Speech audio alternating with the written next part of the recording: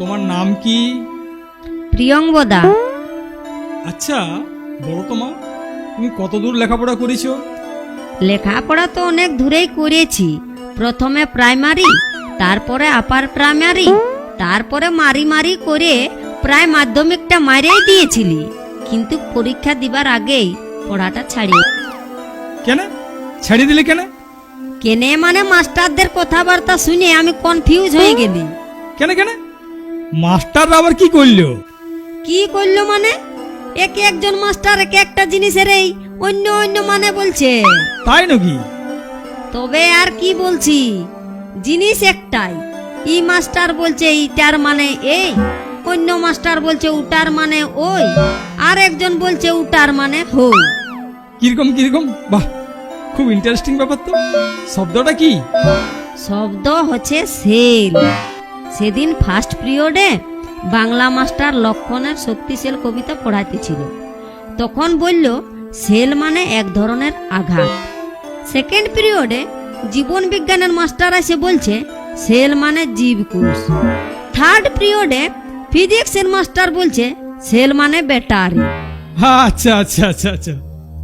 আপনি তো আচ্ছা বললেই খালাস, সবটা শুনুন। ফোর পিরিয়ডে ইতিহাসের মাস্টার পড়াতে পড়াতে বলল স্বাধীনতা সংগ্রামীদের জেলখানায় সেলের ভিতর রাখা হতো। তখন ভাবলি সেল মানে যদি জীবকোষ হয় তো ওটার ভিতরে মানুষটা আঁটবে কি করে? আর পদার্থ মাস্টারের কথায় সেল মানে যদি ব্যাটারি হয় তাহলে ব্যাটারির মধ্যে আসামিটা থাকবে কি করে? তখন দাঁড়ায় প্রশ্ন করলি স্যার সেল মানে কি? ইতিহাসের মাস্টার তখন বলল সেল মানে জেলের ছোট কুঠুরি। বাহ বাহ বাহ, দারুণ ইন্টারেস্টিং তো। আপনি তো ইন্টারেস্টিং বলে খালাস। পাঁচ পিরিয়ডে ইকোনমিক্সের মাস্টার এসে বলল সেল মানে বিক্রি। তারপরে সিক্স পিরিয়ডে ইংরাজির মাস্টার আসে আর বলছে সেল মানে মোবাইল ফোন। লে ঠেলা সামলা। তখন আমি রাগে মাগে, তখন তুমি কি করলে? তখন আমি বই খাতা নিয়ে আর সিধা ঘর। যে স্কুল মাস্টারদের মধ্যেই এত ভেদাভেদ, এত কনফিউজ, সেখানে লেখাপড়া হবে কি করে? আমি দেখলি আমার যে বিদ্যা আছে ইয়াদের পাল্লায় পড়ে সেটুকুও চলে যাবে। কিন্তু মাস্টার মশাই তো ঠিকই বলেছেন। হ্যাঁ, আপনিও তো মাস্টার, আপনি তো মাস্টার দিকেই সাপোর্ট করবেন না? না রে বাবা, সে লয়। অবস্থার পরিপ্রেক্ষিতে এক একটা জিনিসের এক এক রকম মানে হয়। এই যেমন ধরো জল, জলের আবার কি ভেদ? H2O, হাইড্রোজেনের দুটি কণা আর অক্সিজেনের একটা কণা নিয়ে জল। কিন্তু এই জল যখন তুমি টিউবওয়েল থেকে খাবে তখন বলবে নিম্ন শ্রেণী, বোতলের জল যখন কিনে খাবে তখন বলবে বড় লোক, আর এই জল যখন ফুটাই খাবে তখন বলবে বাচ্চা ছিলা। এই জল যখন নর্দমায় পড়বে তখন বলবে পচা জল। আকাশে যখন জমবে তখন বলবে মেঘ।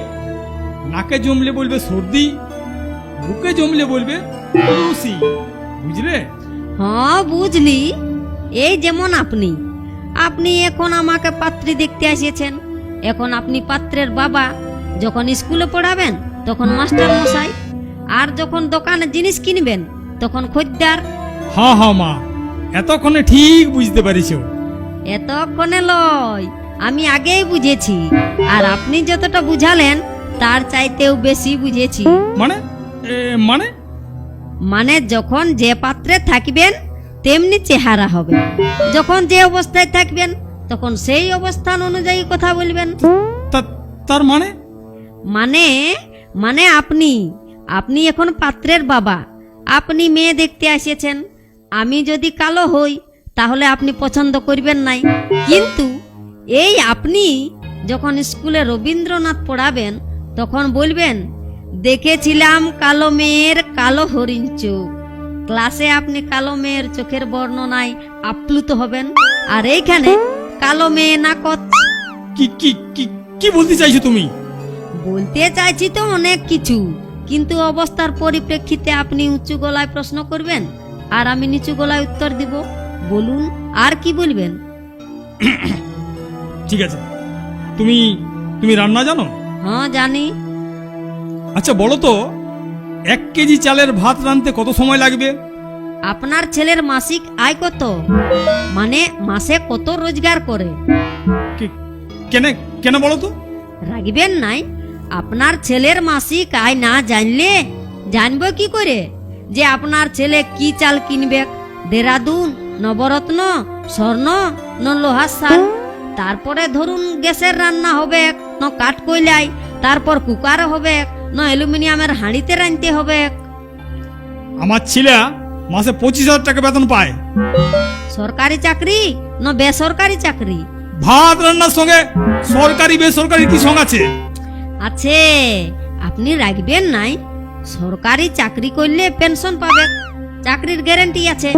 তাহলে দেরাদুন চাল, গ্যাসে রান্না, কুকার ব্যবহার চলবে। আর যদি বেসরকারি হয় তাহলে তো যে কোনো দিন চাকরি চলে যেতে পারে।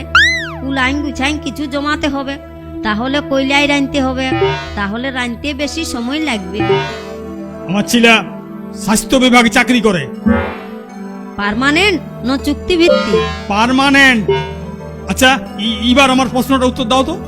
আপনার প্রশ্নের উত্তরটা আমার না জানলেও চলবে, কারণ আমাকে 1 কেজি চালের ভাত রাঁধতেই হবে নাই। বিয়ের পরেই তো ভাড়া ঘরে চলে যাব, আমাদের দুজনের 200 গ্রাম চালের বেশি লাগবে কেই নেই। এ, তুমি তুমি এখনই এত দূর ভাবে রেখেছো? বাবা ভাবিলই, এইটাই এখন চলছে মাস্টার মশাই। নমস্কার।